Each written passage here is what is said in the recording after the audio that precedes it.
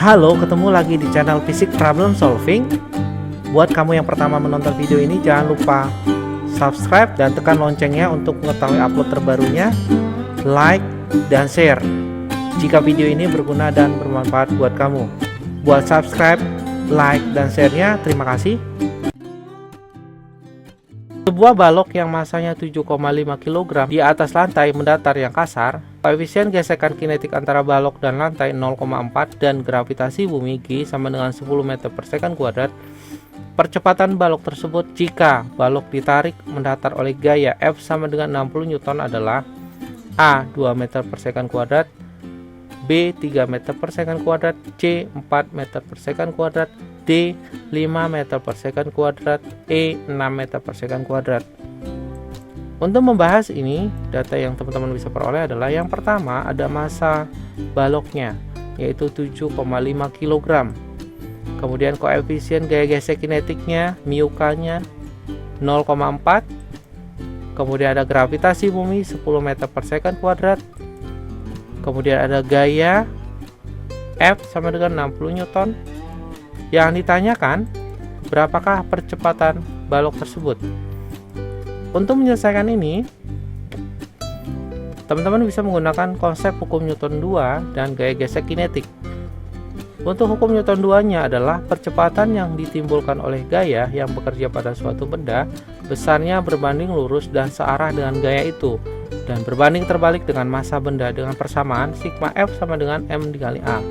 Sedangkan untuk gaya gesek kinetiknya adalah gaya gesek yang bekerja pada benda selama benda tersebut masih bergerak, dengan persamaan Fk sama dengan μk dikali N. Sebelum kita membahas lebih lanjut, teman-teman bisa lihat dulu gambar berikut ini.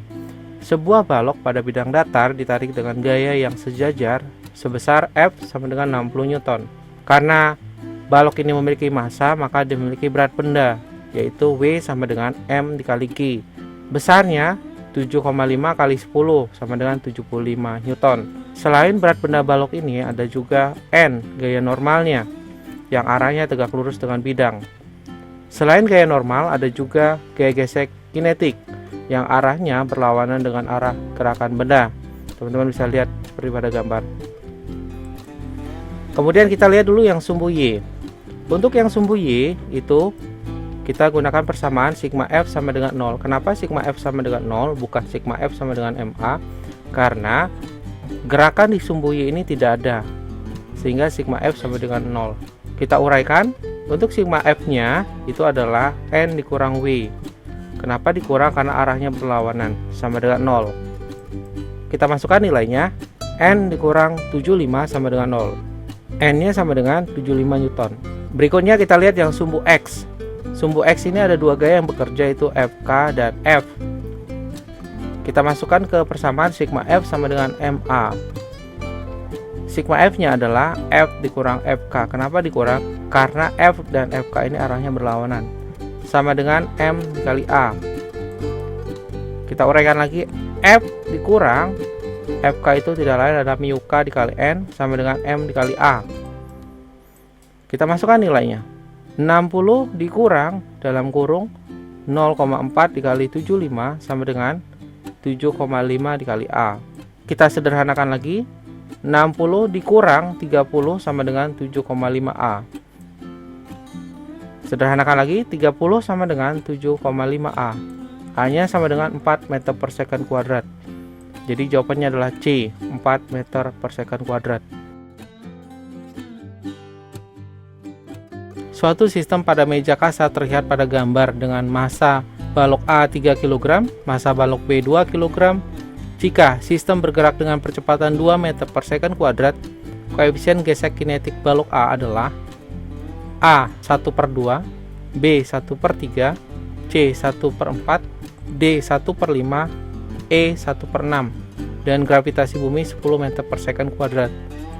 Untuk membahas ini, data yang teman-teman bisa peroleh adalah yang pertama, ada massa balok A 3 kg, massa balok B 2 kg, kemudian ada percepatan 2 meter per second kuadrat, kemudian ada gravitasi bumi 10 meter per second kuadrat.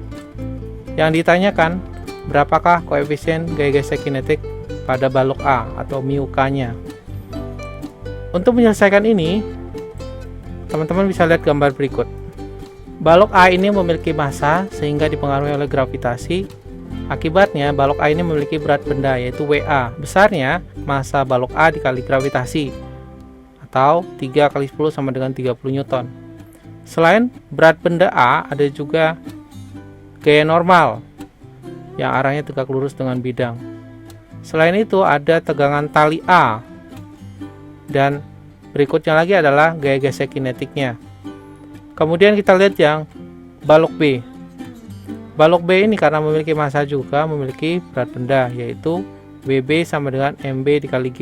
Besarnya adalah 2 kali 10 sama dengan 20 Newton. Selain ada WB, B ini dipengaruhi juga oleh tegangan tali B-nya, TB-nya.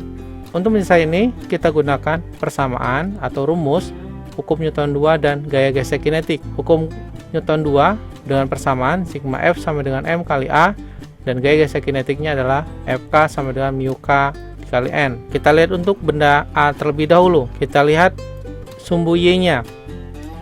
Kita masukkan ke persamaan sigma F sama dengan 0. Kenapa sigma F sama dengan 0 di sumbu Y-nya untuk balok A? Karena tidak ada gerakan di sumbu Y untuk balok A ini. Untuk sigma F-nya sendiri benda A adalah N dikurang WA. Kenapa N dikurang WA? Karena arahnya berlawanan, sama dengan 0. Kita masukkan nilainya. N dikurang untuk WA itu sendiri nilainya 30 dikurang 0. N-nya sama dengan 30 Newton. Kemudian kita lihat sumbu X-nya untuk balok A. Kita masukkan ke persamaan sigma F sama dengan M dikali A. Untuk sigma F-nya sendiri adalah tegangan tali A-nya tadi TA dikurang Fk-nya gaya gesek kinetiknya sama dengan untuk massanya ini adalah massa balok A dikali A. Kita uraikan lagi. TA dikurang untuk Fk-nya sendiri adalah μk dikali N sama dengan MA dikali A. Pindah ruas. TA-nya sama dengan MA dikali A ditambah μk dikali N. Ini untuk tegangan tali A-nya. Berikutnya kita lihat benda B-nya. Untuk benda B ini, gaya yang bekerja hanya pada sumbu Y. Sehingga kita bisa lihat sumbu Y-nya untuk benda B. Kita masukkan ke persamaan sigma F sama dengan M dikali A. Untuk sigma F-nya sendiri adalah WB dikurang TB. Kenapa dikurang? Karena arahnya berlawanan untuk TB dan WB. Sama dengan MB dikali A. TB-nya menjadi WB dikurang MB dikali A. Karena tegangan tali A sama dengan tegangan tali B, berarti kita tinggal masukkan persamaan untuk benda A dan persamaan untuk benda B tadi. Untuk TA-nya tadi, teman-teman bisa lihat pada uraian untuk benda A tadi, yaitu untuk TA-nya adalah MA dikali A ditambah μk dikali N sama dengan untuk TB-nya teman-teman bisa lihat pada uraian benda B tadi, yaitu WB dikurang MB dikali A. Kita masukkan nilainya. 3 dikali 2 ditambah μk kali 30 sama dengan 20 dikurang 2 dikali 2. Sederhanakan lagi. 6 ditambah μk dikali 30 sama dengan 20 dikurang 4. 6 ditambah μk dikali 30 sama dengan 16. μk dikali 30 sama dengan 10. Kita sederhanakan. μk-nya sama dengan 1/3. Jadi jawabannya adalah B. Kecepatan mendatar sebuah pesawat saat rodanya menyentuh landasan bandara adalah 100 meter per second. Pesawat tersebut berhenti setelah melintas sejauh 1.200 meter. Massa pesawat itu 1,75 kali 10 pangkat 5 kg. Gaya pengereman yang dilakukan terhadap pesawat itu adalah A. 4,2 kali 10 pangkat 5 Newton, B. 5,8 kali 10 pangkat 5 Newton, C. 6,1 kali 10 pangkat 5 Newton, D. 7,3 kali 10 pangkat 5 Newton, E. 8,2 kali 10 pangkat 5 Newton. Untuk membahas ini, data yang teman-teman bisa peroleh adalah yang pertama, kecepatan awal pesawat ini adalah 100 meter per second. Kemudian kecepatan akhirnya 0 karena pesawat tersebut berhenti. Kemudian ada jarak lintasan yang ditempuhnya adalah 1200 meter. Masanya 1,75 kali 10 pangkat 5 kg. Yang ditanyakan, berapakah gaya pengereman yang dilakukan pesawat itu? Untuk menyelesaikan ini, kita gunakan konsep yang pertama, GLBB diperlambat, dan yang kedua adalah hukum Newton 2. Untuk GLBB diperlambat itu adalah gerakan pada suatu benda dengan lintasan yang lurus dengan kecepatan yang berkurang secara beraturan, atau dengan kalimat lain, benda mengalami perlambatan yang tetap atau konstan dengan beberapa persamaan, yaitu yang pertama Vt sama dengan V0 dikurang A dikali T. Kemudian ada juga S sama dengan V0 dikali T dikurang setengah AT kuadrat. Kemudian ada juga Vt kuadrat sama dengan V0 kuadrat dikurang 2AS.